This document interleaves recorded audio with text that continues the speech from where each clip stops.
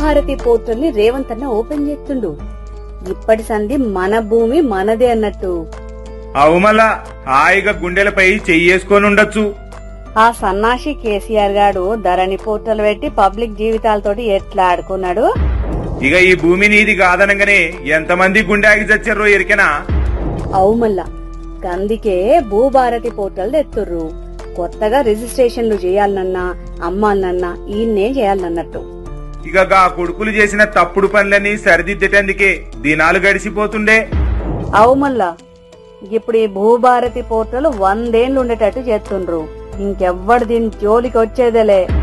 భూ సమస్యలన్నిటికీ ఈడ చిట్టికేలా పరిష్కారం దొరుకుతుంది.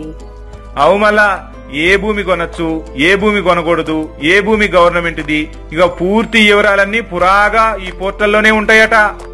పబ్లిక్ కోసం ఆలోచన చేసేది కాంగ్రెస్ సర్కారే. అవుమల్లా